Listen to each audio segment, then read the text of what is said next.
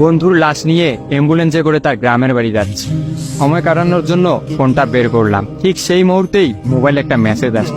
আমার সামনেই আমার প্রিয় বন্ধুটি কফিনের মধ্যে লাশ হয়ে পড়ে আছে। মেসেজ করেছে আমার সেই মৃত ফ্রেন্ডের গার্লফ্রেন্ড অবন্তী। আমি মেসেজগুলো পড়া শুরু করলাম। ফাহাদ, আমাকে মাফ করে দিও। আমি যেই বাবার চোখের দিকে তাকিয়ে কখনো কথা বলতে পারিনি, সেই বাবা যখন অসহায়ের মতো আমার সামনে 2 হাত জোড়ে কান্না শুরু করতে লাগলো, তখন সেই বাবার ভালোবাসার কাছে আমাদের ভালোবাসা হার মেনে গেল। তাই আজ 11 দিন ধরে আমি অন্য মানুষের স্ত্রী। তোমাকে কথা দিয়েছিলাম জীবনের শেষ সময় পর্যন্ত তোমার সঙ্গে থাকবো। আমার সব সময় ভয় হতো যে তুমি আমাকে কষ্ট দেবে, হয়তো আমাকে ছেড়ে অন্য কাউকে বিয়ে করবে। অথচ দেখো, আমি তোমাকে কষ্ট দিলাম, আমি তোমাকে রেখে অন্য পুরুষকে বিয়ে করে ফেললাম। জীবনটা বড়ই অদ্ভুত, তাই না? তোমার কি মনে আছে আমি তোমাকে কাঁদতে কাঁদতে বলতাম আমাকে কখনো ছেড়ে যাবে না? তো তুমি হাসতে হাসতে উত্তর দিতে, আমি তোমাকে কখনো ছেড়ে যাব না, তুমি আমাকে ছেড়ে গেলে যেতে পারো। তখন আমি অনেক রাগ করতাম, কারণ আমি তো তোমাকে পাগলের মতো ভালোবাসতাম। তুমি নেই এরকম কোনো পৃথিবী আমি কল্পনাও করতে পারতাম না। অথচ দেখো, আজ অন্য কেউ হচ্ছে আমার স্বামী। রোজ তার সাথেই আমাকে ঘুমাতে হয়, ঘুম থেকে উঠে তার মুখটাই আমাকে দেখতে। মানুষের জীবন এমন কেন যে যাকে চায় যদি তাকে পায়?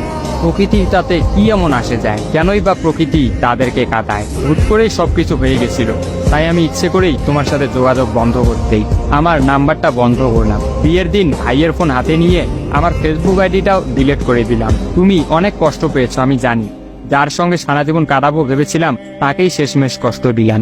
আমার পরিবারের সবাই খুশি, আমার স্বামীটা অনেক ভালো, এখন পর্যন্ত যা ব্যবহার করেছে আমার ভালোই লেগেছে। তবে ভবিষ্যতে কি হবে জানি না। তোমার কি আমার সেই প্রথম দেখা হওয়ার কথা মনে আছে? তবে সেটাই যে প্রথম দেখার, সেটাই যে শেষ দেখা হবে, এটা কখনোই ভাবতে পারি।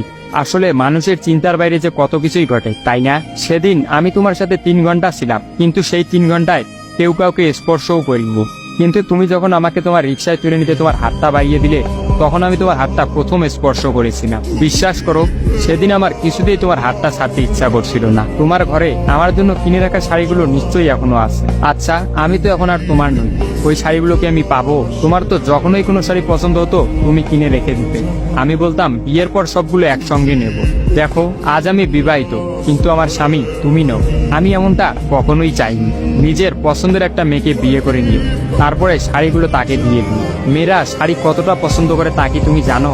যদি না জেনে থাকো তাহলে বিয়ের পর তোমার বউকে দিয়ে উপলব্ধি করে নিও। তোমার সাথে আমার অনলাইনে পরিচয়, তাই চিন্তা করেছি কোনোদিনও বেঁচে থাকতে আর অনলাইনে যাব না। আমার নাম্বারটাও বন্ধ করে দিয়েছি। আজকের পর থেকে আমাদের আর কোনোদিন কথা হবে না। তোমার কাছে একটা অনুরোধ, যদি চলার পথে আমাদের কোনোদিন দেখা হয়ে যায় তাহলে প্লিজ তুমি অচেনা হয়ে চলে দিও। নিজের যত্ন নিও আর জীবনটা গুছিয়ে নিও। জীবন তো একটাই, ভালো থেকো। কিন্তু আমি ভালো নেই, ইতি তোমার ওই অবন্তী। সবগুলো মেসেজ একত্রে পড়লাম। আমার সামনে চিরনিদ্রায় শুয়ে আছে ফাহাদ। অবন্তী পরপর 5 দিন অনলাইনে আসেনি এবং ফাহাদের সাথে কোনো যোগাযোগ করেনি। তখন এক রাতে অফিস থেকে ফিরে ফাহাদ রাগ করে তার ফোনটা আসার দিয়ে ভেঙে ফেলে। ভাঙা মোবাইল আর ঠিক করা হলো না। ফাহাদ তার সিমটা আমার ফোনে ইনস্টল করে। জরুরি কোনো কল এলেই একমাত্র ফাহাদকে দিতাম। আর ফাহাদ রাগ করে বলল, যতদিন না পর্যন্ত অবন্তী আমাকে SMS করে ততদিন পর্যন্ত আমি আর নতুন ফোন কিনবো না। মোবাইল ভাঙার 2 দিন পরেই ফাহাদের প্রচন্ড জ্বর আসে। একদিনের মধ্যেই ফাহাদকে হাসপাতালের মধ্যে ভর্তি করলাম। ডাক্তার পরীক্ষা নিরীক্ষা করে বলল ফাহাদের ডেঙ্গু জ্বর হয়েছে। তবে চিন্তার কোনো কারণ নেই, ডাক্তারের কথা বিশ্বাস করেছিলাম। কিন্তু ডাক্তার তো সবকিছুর খবর জানেন না, যিনি জানেন তিনি হচ্ছেন সৃষ্টিকর্তা। ফাহাদের তো এই জ্বরকেই মৃত্যুর একটা ওসিলা বানিয়েছিলেন। যেই ডাক্তার বলেছিল চিন্তার কোনো কারণ নেই, আজ সকালে সেই ডাক্তারই ফাহাদকে মৃত ঘোষণা করলো। ফাহাদের আর জানা হলো না অবন্তীর কথা। আমিও অনেক ভেবে সিদ্ধান্ত নিলাম অবন্তীকে আর ফাহাদের মৃত্যুর খবরটা জানাবো না। অবন্তী যদি আর সত্যি অনলাইনে না আসে আর সেই পুরোনো সিমটা ইউজ না করে, তাহলে সে ফাহাদের মৃত্যুর খবর কখনোই জানতে পারবে না। কি বা লাভ এই সত্য সংসার জীবন শুরু করা মেয়েটাকে কষ্ট দিয়ে?